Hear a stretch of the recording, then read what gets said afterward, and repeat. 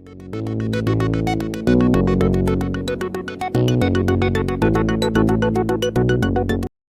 I'm Quatrina, and this is Quatrina on News, where we decode and you decide. The past 48 hours have been interesting to say the least. In the last video we recorded, we told you that Iran had sent a three-phased set of proposals to the United States on how to end the war once and for all, actually positing a ceasefire, opening the Strait of Hormuz, various other issues that I'm sure you picked up on the news. But more importantly, President Trump was not very happy when he received that. He had a sort of a negative reaction at first, but over the weekend, things changed, as they usually do. And President Trump, at least the United States, sent a response to Iran's proposals back to Pakistan, and Pakistan has forwarded those to Iran. Iran is now said to be studying those proposals. But in the middle of this quiet diplomatic sending messages back and forth via Pakistan, something interesting happened. On Sunday night, this time in the region, Pakistan and Iran are pretty much in the same time frame, President Trump put out a long post on Truth Social, something that nobody was really expecting, and once again set the cat amongst the pigeons. He said that countries from around the world, all of which were not involved in this dispute, had their ships stranded in the Strait of Hormuz. He's right about that. Since the beginning of hostilities, numerous ships, we don't even know how many, upwards of more than 100 ships have been actually caught in the Strait of Hormuz, unable to exit out towards the Sea of Oman and onto the Arabian Sea to get to their destinations. And here's what he said. He says that we have Project Freedom to get these ships out, and they have asked the US for help. And they're neutral, they're bystanders. For the good of Iran, the Middle East, and the United States, we have told these countries that we will guide their ships safely out of these restricted waterways.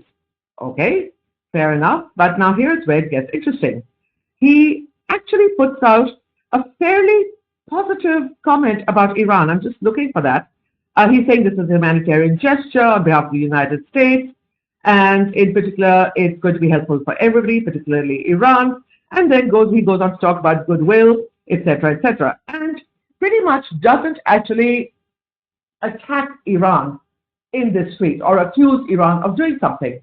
So on the face of it, it looks like a good proposal. But Iran didn't really see it that way. Now, the problem is that this post on Truth Social comes out in isolation. Meanwhile, you have the quiet diplomacy going on via the messages and the proposals that are being shared by Iran and by the United States. And that is really serious stuff. It's talking about important issues. And then out of nowhere comes this Project Freedom. Now, Iran reacted not very negatively because their top leadership did not come out in reaction to this post. But some hitherto unknown leaders, parliamentarians from Iran or other people who are basically used to send messages that they don't want to officially send out, they said that this was unacceptable, that this violated the ceasefire, and if US military ships were to enter the Strait of Hormuz, it would be considered an act of war. Now, since then, things have become extremely murky, and even as I speak, it is very dicey in the region once again. The ceasefire is holding, but it's frayed. It's looking a little ragged right now, because what happened again at about 5 a.m. Pakistan time, so that would have been ballpark, just before dawn in Iran, we received reports that some oil tanker had been hit off the coast of Fujairah. Now, Fujairah is in the United Arab Emirates. It is a beautiful emirate, but it does have significant oil facilities. It's quite a distance from Dubai itself. And Fujairah does have oil facilities and an oil infrastructure. And a ship, a tanker of some kind, was reportedly hit. Not a lot of clarity on that, but some suggestions that it may have been a South Korean flagship. Now, that's not confirmed, but we do know that South Korea is looking into it. That's the statement we've received so far. And the more important thing that has happened since, literally in the hours before, and I'm talking here now, Monday evening, the United Arab Emirates is saying that an Iranian drone of some kind has hit an oil facility in the emirate of Fujairah itself, and that 3 people have been injured and that a fire is raging. Meanwhile, alert systems went on and off around the United Arab Emirates again. Now, this is really interesting because usually when a drone is fired from anywhere, whether it's Israel, Iran, everybody gets to know. But this was difficult to understand because there was no ceasefire violation per se. Iran did say that they fired on two American destroyers that were trying to traverse the Strait of Hormuz. The names that we have so far, these destroyers are the USS Michael Murphy and the USS Frank Peterson. And Iraq says that they struck those two destroyers with drone missiles, but the United States, the Pentagon says absolutely not. And other sources say that Iran fired warning shots after warning those two destroyers to turn away. So a little bit of, as I said, tensions in the Strait of Hormuz. The Strait of Hormuz right now is the flashpoint. It is where the world's oil supply is choked, cargo is choked, ships are choked, and there is a major dispute over who should control the Strait of Hormuz. Iran, and I've said this before, claims that it has its territorial waters. The United States says it's an international waterway, but most importantly, the blockade, the US blockade continues on Iranian ships and Iranian ports. And while mentioning Iranian ships and ports, you might remember we talked about the Iranian ship Tuska. Tuska was boarded by the US Marines and a few days ago, and they actually took out the engine room of the Tuska. Well, interestingly, the 22 Iranian crew members of that ship were sent by the United States. They were transferred to Pakistan, and Pakistan has now safely repatriated them back to Iran.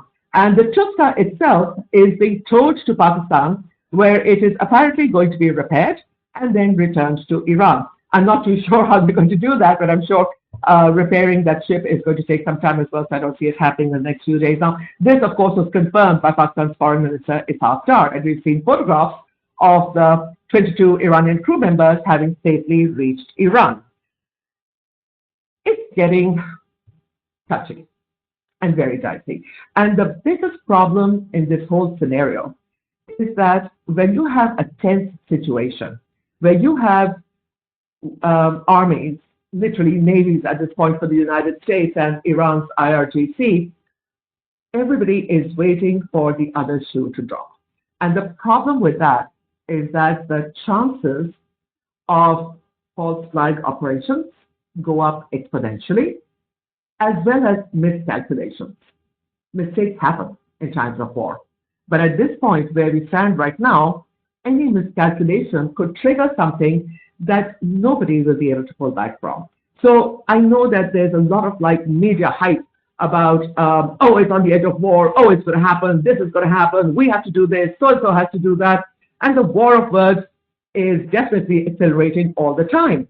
But the base of this entire process has to be quiet, steady, steadfast diplomacy. And that is crucial. Now, I hate to always come back to President Donald Trump. I mean, seriously, it seems unfair. But if he had not put out this whole Project Freedom thing without probably having consulted either Iran or Pakistan, because while he has some not offensive words for Iran, but he doesn't hit out at them either. But did you really talk about this? Was this included in the set of proposals that you sent to Iran via Pakistan? Because every time President Trump does something like this, he immediately raises the temperature in the Persian Gulf, in the Strait of Hormuz. This is brinkmanship that is so not needed. And again, I repeatedly come back to this. You cannot have an idea and shoot it off on Truth Social. But he does. And he always has. And that's the cross to bear for the rest of the world.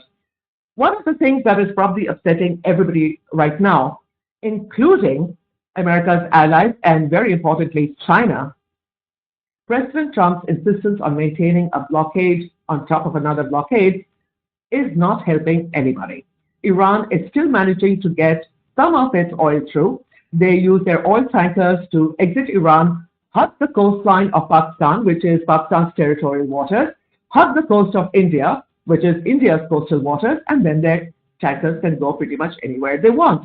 The United States naval forces have absolutely no legitimate reason to attack any Iranian oil tanker or ship or anything that is in the coastal waters of Pakistan or India or any other country, because if these countries have given permission, then the United States cannot apply their blockade. Interestingly enough, Iran has also now activated its train link to China, which goes through Turkmenistan and various other countries. It's a long hike and the gauges change and it's not easy, but that's been activated as well. So I'm not too sure what the Americans are really thinking about at this point, but it is going to be really, really important for the United States to now be practical. And before I wind up here, there's something that I really have to say that's important. China has very calmly told the United States that American sanctions are no longer relevant to Beijing. Very quietly, no fanfare, just a quiet statement, a declaration, if you will. And Trump threatened that they would re-tariff China or what have you, but President Trump has to visit China later this month. And I'm pretty certain that he doesn't want to get into any kind of major quarrel with China at this point, literally a few days before his expected visit to meet the Chinese president. And so that's going to be something important to watch out for. But the most significant thing right now is to continue to ensure that regional differences do not escalate the current situation in the Strait of Hormuz. The Strait of Hormuz is the flashpoint, it's the flashpoint. And anything that goes wrong in the Strait of Hormuz could have a terrible blowback. Meanwhile, we will be keeping an eye on what is happening in Fujairah, in the United Emirates, and we will update that not on video, but on our related Facebook page, which a lot of you have already subscribed to. And if you haven't, just go down below here on the YouTube page and you'll find a link to the Facebook page. And if you haven't already, please do remember to subscribe, like the video if you liked it, press the bell icon so that you know that whenever a new video is coming up, you'll get to know about it. And in the meantime, you can relax because we'll keep an eye on what's happening. Bye for now.